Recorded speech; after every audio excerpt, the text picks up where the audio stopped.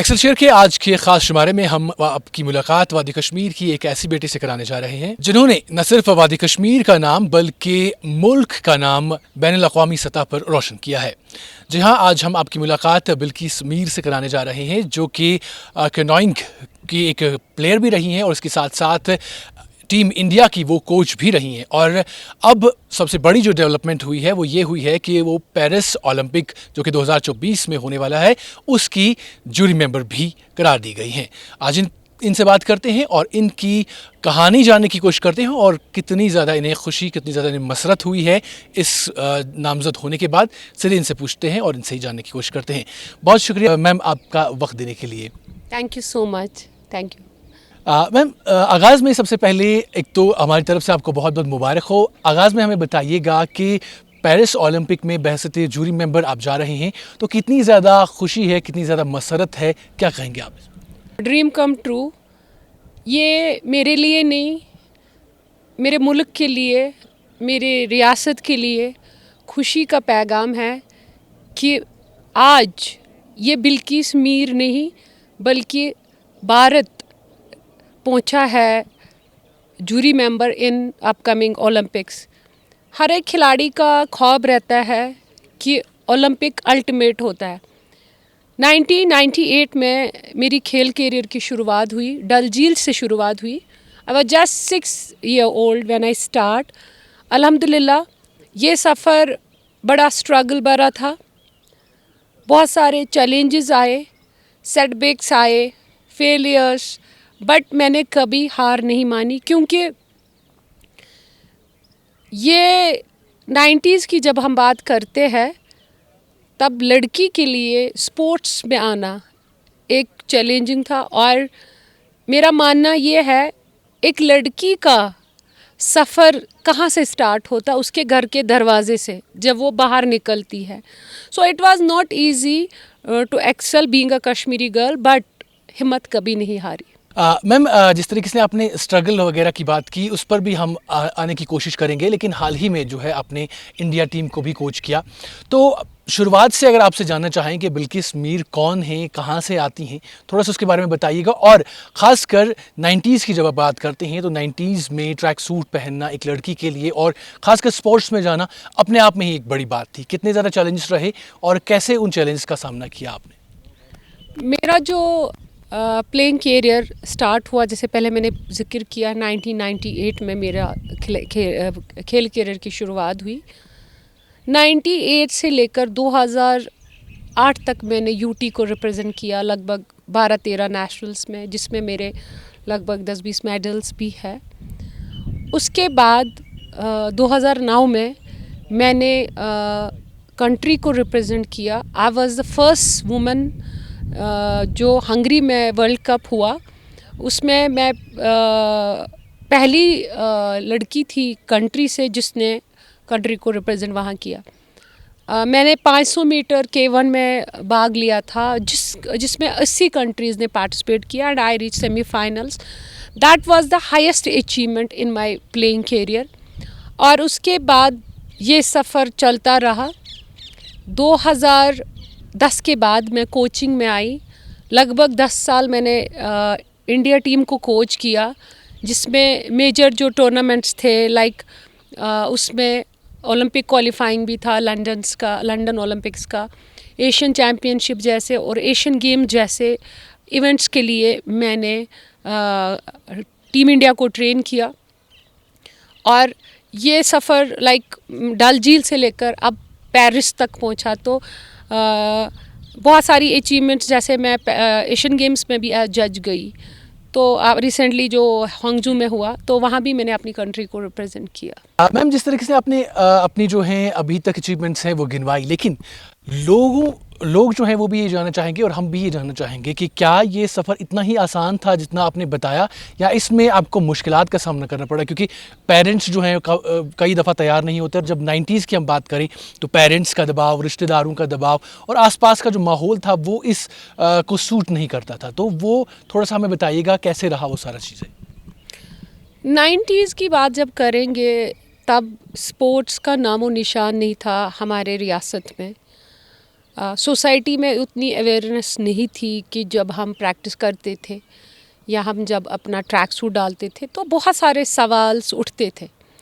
But being a kid, मैं आपको बताती हूँ, मेरा like I was a child, कहीं ना कहीं मुझे दुख था कि एप्रिसिएशन बहुत कम तब मिली थी।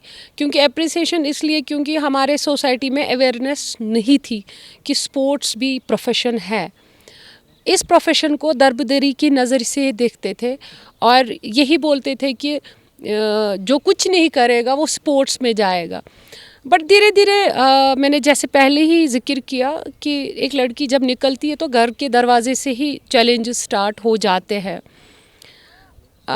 पहले पहले मेरे घर वालों को भी नहीं लग रहा था कि ये बच्ची हमें एक्सेल करेगी। उनको भी लग रहा था कि इसका फ्यूचर डार्क में है, क्योंकि समाज में अवेयरनेस की कमी बहुत थी। और तब सिर्फ यही बोलते थे कि लड़की जब पैदा होती है उसको नाजुक फूल बना देते हैं सोसाइटी में। उसको हमेशा यही बोलते, उसको ये दिख लगता था कि भाई ये वीकर सेक्शन है, इसको जैसे मुझे जाना है कहीं तो साथ में आना है, या अगर कुछ भी ऐसा काम होगा वो लड़की को हमेशा बोलते कि इसको सहारे की ज़रूरत है। कहीं ना कहीं मुझे लगा कि वो चीज़ थी। और हमारे घर में लाइक हमारा भाई नहीं था, तो बचपन से ही ये मुझे था कि मुझे ऐसा कुछ करके दिखाना है जो ये साबित करके मैं दे दूं कि लड़कियों को जब आप सपोर्ट करोगे वो लड़कों से भी बढ़कर ये कर सकते हैं। तो मेरा ये था कि जब मैं प्रैक्टिस करती थी मैं बहुत कुछ सुनती थी, बट मैंने उस नेगेटिव अप्रोच को पॉजिटिव ले लिया। लाइक जितना भी नेगेटिव अप्रोच हुआ मैंने हमेशा उसको पॉजिटिव वे में लिया, क्योंकि मैंने यही ठान लिया था कि मैं जब तक अपने आप को साबित नहीं करूँगी लोग हमें एक्सेप्ट नहीं करेंगे। अगर मैंने उन नेगेटिव चीज़ों में ध्यान दिया होता तो शायद आज ये आपके सामने ये बिल्किस नहीं होती। मैम, आप जो अपने सफ़र का जो है हवाले से बता रहे थे, ये भी जानना चाहेंगे कि आपको इंस्पायर किसने किया और किस तरीके से आप में ये शौक़ बढ़ा कि आपने सिर्फ यही स्पोर्ट्स चुनना है? देखो, हर एक फील्ड में आपका रोल मॉडल होना ज़रूरी है। बट बदकिस्मती ये थी कि तब के ज़माने में ऐसा कोई मेरा रोल मॉडल नहीं था। बट जब मैं इस स्पोर्ट्स में आई मुझे सिर्फ एक बात याद आई। जब मैं पहले दिन इस स्पोर्ट्स में आई, वहाँ पर कुछ लोग थे जो बोलते थे अरे भाई ये तो लड़कियों की एक्टिविटी नहीं है, लड़की है तो क्या करेगी इस पे। वो वर्ड मैंने दिमाग में रखा, क्योंकि वाटर स्पोर्ट्स एक चैलेंजिंग स्पोर्ट्स है और ये एडवेंचर स्पोर्ट्स है। इसमें हमेशा ये मेल डोमिनेटेड स्पोर्ट्स रहा। तो मैंने वही ठान लिया कि मुझे इसमें कुछ करना है जहाँ मेरे बाद में 1000 लड़कियाँ इसको एज अ प्रोफेशन ले ले। तो बदकिस्मती की वजह से मेरा तब कोई रोल मॉडल नहीं था, बट किसी ना किसी को आगे आना है, रास्ता दिखाना है। और हाँ, मैं हमेशा इंस्पायर अपनी माँ से हुई, जिन्होंने मुझे हमेशा इंस्पायर किया अच्छे काम करने के लिए, जिसने हमेशा हमें ये सिखाया कि स्ट्रगल में आप लाइफ को कैसे आगे जा सकते हो। She is my inspiration. आपकी जर्नी के दौरान आपने मुख्तलिफ ममालिक का सफ़र किया या फिर नेशनल लेवल पे आपने जितना भी खेला या फिर कोच किया, उस दौरान आपका एक्सपीरियंस कैसा रहा? क्योंकि अक्सर व बेशतर लोग जो हैं ये कहते हैं कि अब जब एक लड़की जो है वो कहीं बाहर जाती है तो वहाँ पे उसको सही तरह से ट्रीट नहीं किया जाता है या बहुत सारी चीज़ें हर्डल्स रहती हैं। तो आपके हवाले से क्या रहा, आपके केस के हवाले से क्या रहा वो चीज़? मैं आपको यहाँ बताऊँगी, जब आपके इरादे बुलंद होंगे दुनिया की कोई ताकत आपको रोक नहीं सकती। सबसे पहले मैं आपको यहाँ बताना चाहती हूँ, मेरी जो शुरुआत डल झील से हुई, मैंने लगभग 30 कंट्रीज़ आज तक विज़िट किया, जिसमें सबसे ज़्यादा मेरा यूरोपियन नेशन में ज़्यादा रही। हंगरी में मैंने जो वर्ल्ड कप की तैयारी की और मैंने जो डिप्लोमा भी किया इसमें वो भी वहीं पर किया। और मैं सिमलवाइज यूनिवर्सिटी की टॉपर स्टूडेंट भी रही हूँ, बर्मिंघम में भी। बाहर कंट्रीज़ में ये चीज़ नहीं है। और हाँ, मुझे ये भी लग रहा है कि कहीं ना कहीं यहाँ पर तो था, बट जब मैं यूरोपियन नेशन में गई तो मैंने वहाँ एक डिफरेंट माहौल देखा और डिफरेंट कोचेस मेथड्स देखे। उस वजह से हम आगे, जब आपके पास टैलेंट होगा, और मेरा मानना है कि talent will never die. Challenges आपके लाइफ में बहुत आएंगे, क्योंकि जब आप किसी काम को अंजाम देते हैं उसमें बहुत ज़्यादा हर्डल्स आएंगे, ठीक है, ये एक स्मूथ नहीं होगा कोई भी किसी भी प्रोफेशन में। बट जब तक मैंने आपको बोला अपने आप को साबित नहीं करोगे, लोग आपको एक्सेप्ट नहीं करेंगे। आज मानो कि अगर मेरा प्लेइंग कैरियर में जितना स्ट्रगल रहा, अपोजिशन, सेटबैक्स, अगर मैंने उन चीज़ों पे ध्यान दिया होता तो शायद मैं यहाँ नहीं होती, शायद आज आप बिल्किस मीर को नहीं ढूंढते। तो मुझे लगता है जो भी लड़कियाँ आगे स्पोर्ट्स में आएंगे उनको अपने आप पे भरोसा रखना है और मेहनत करनी है, ईमानदारी से काम करना है। दुनिया की कोई ताकत उनको रोक नहीं सकती। आखिर में ये जानना चाहेंगे कि अभी आपके स्पोर्ट्स के हवाले से वादी कश्मीर में लोगों में कैसा रुझान है, और थोड़ा सा अपने स्पोर्ट को डिफ़ाइन भी करिएगा, क्योंकि बहुत सारे वादी कश्मीर में ऐसे भी लोग हैं जो अभी भी इस स्पोर्ट के बारे में जो है उनको उतनी इल्मियत नहीं है। अगर हम बात करेंगे जम्मू कश्मीर के वाटर स्पोर्ट्स के, पिछले 2 सालों का जो रिकॉर्ड देखा जाएगा, इसमें 110 मेडल्स अभी हासिल किए। और इस स्पोर्ट्स की वजह से जो SO12 हमारे यहाँ पर है, जॉब SRO, उसमें लगभग 150 बच्चा एलिजिबल हुआ है जिनको जॉब मिलेगा इस स्पोर्ट्स की वजह से। ये स्पोर्ट्स प्रोफेशनली अगर देखा ओलंपिक स्पोर्ट्स है, इसमें अगर आप देखोगे सबसे हाईएस्ट मेडल विनिंग गेम है, और ये बाज़ाब्ता एक प्रोफेशन है और कैरियर है। बच्चे आगे इसमें बढ़ रहे हैं, बिकॉज मैंने पहले ही बोला कि we are blessed with such a wonderful water friends. Ma'am, जो कि हम सब जानते हैं, आप स्पोर्ट्स में जितनी भी ख़वातीन हैं उनके लिए एक इंस्पिरेशन है, और अपने आप में आपने एक बहुत बड़ी हिस्ट्री क्रिएट की है।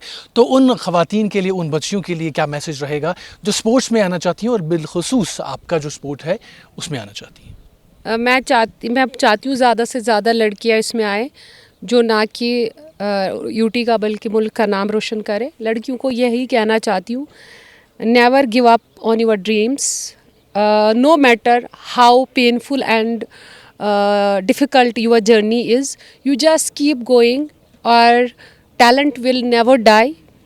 और मेरी यही ख्वाब रहेगा, मैं जम्मू कश्मीर के वाटर स्पोर्ट्स को वर्ल्ड मैप में देखना चाहती हूँ। यहाँ से एक बिल्किस नहीं, 1000 बिल्किस निकले, जो ना कि मुल्क का बल्कि यूटी का नाम रोशन करे। और हमें अभी यही है कि जम्मू कश्मीर जल्द से जल्द स्पोर्टिंग स्टेट बने, जैसे हमारा हरियाणा स्टेट। तो वही है कि यहाँ से ज़्यादा टैलेंट को आगे लाए। तो नाज़िक्राम, हम बात कर रहे थे बिल्किस मीर साहिबा से, जो कि मुल्क यानी हिंदुस्तान की पहली ऐसी खातून हैं जिन्होंने ये रिकॉर्ड कायम किया है, और वो पेरिस ओलंपिक में बहसत जूरी मेंबर के जाने वाली हैं। और इसके साथ साथ कई एजाज़ उन्होंने अपने नाम पहले से किए हुए हैं, और इनका ये ख्वाब है कि वादी कश्मीर एक ऐसी जगह है जहाँ से एक बिल्किस नहीं बल्कि हज़ारों बिल्किस जो है वो आगे जा सकती हैं, और इस तरह से वादी कश्मीर का नाम रोशन कर सकती हैं, और ये इस पर मज़ीद भी काम करने वाली हैं। आज के शुमारे में इतना ही। दीजिए मुझे और मेरे कैमरामैन जावेद डार को इजाज़त। आप देखते रहिए एक्सेलशियर न्यूज़।